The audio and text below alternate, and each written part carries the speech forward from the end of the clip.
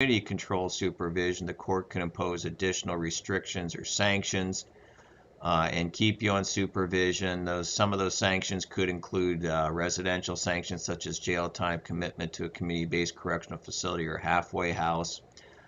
The court could extend your supervision if it wasn't initially imposed for the full 5 years, so that time could be added to that supervision until it reached 5 years, or the court could revoke your supervision and at that point in time impose an indefinite prison sentence, which again in the maximum could be 8 to 12 years.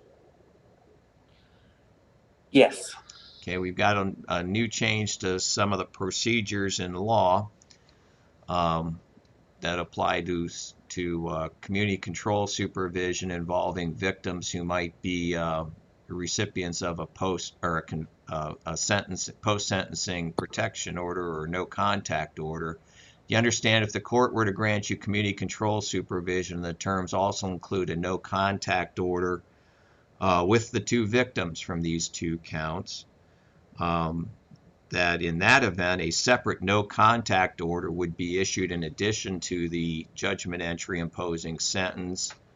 That would be registered with state officials. You'd be served with a copy of that, and if you violated the terms of that no contact order, you could potentially be subject to criminal prosecution for violating that no contact order. Yes.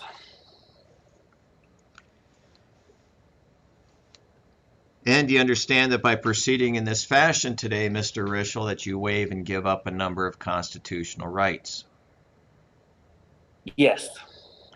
Do you understand that you have a constitutional right to have your case tried to a jury of 12 persons, but by pleading guilty today, you're waiving and giving up those rights? Yes.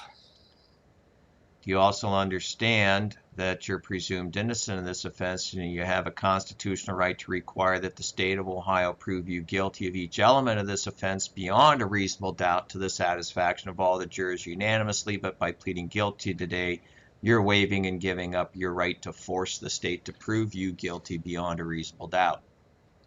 Yes. Do you also understand that you have a constitutional right to face, confront, and cross-examine the prosecuting attorney's witnesses at trial, but by pleading guilty today, you're waiving and giving up that right? Yes.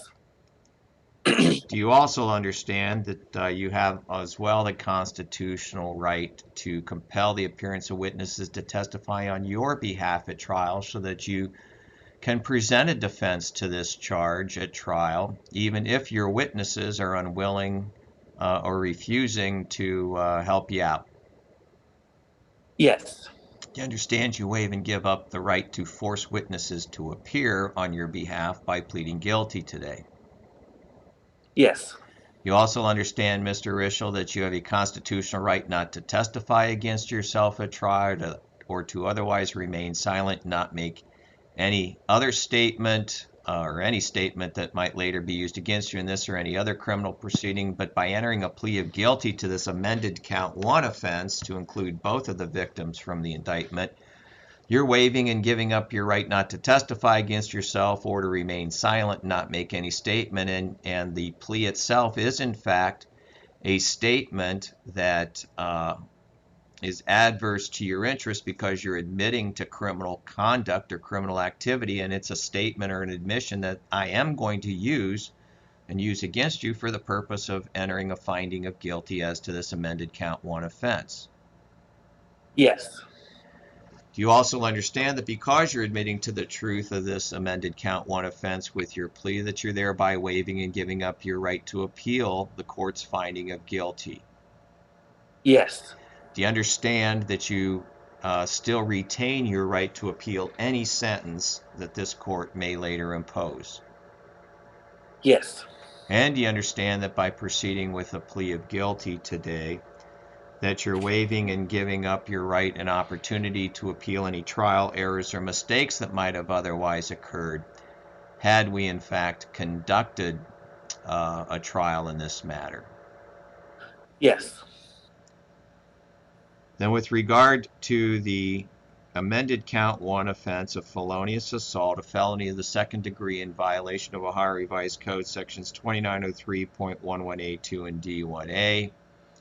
That's been amended to include both of the victims from the 2 counts in the original indictment. What is your plea, Mr. Rischel?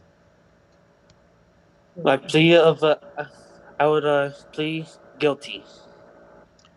Court finds that Mr. Rischel has knowingly, voluntarily, and intelligently waived his constitutional rights and has entered a plea of guilty to count 1 of the amended count 1 of the indictment, the offense of felonious assault, a felony of the second degree in violation of Revised Code sections 2903.11A2 and D1A, amended to include the victims from both counts 1 and 2 of the original indictment. I'm finding that Mr. Rischel has entered that plea knowingly, voluntarily, and intelligently, with a full and complete understanding of the nature and elements of the offense, as well as the potential sanctions that can be imposed at sentencing. And I'm further finding, based on his plea and his admission to the truth of the amended count 1 offense, that Mr. Rischel has in fact engaged in conduct which constitutes the offense of felonious assault, a felony of the second degree, as charged in count 1 of the indictment, as amended to also include the victim identified in count 2 of the original indictment. The court will therefore accept Mr. Rischel's plea to the amended count 1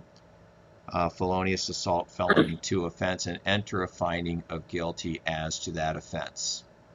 As to count 2, Mr. Perez?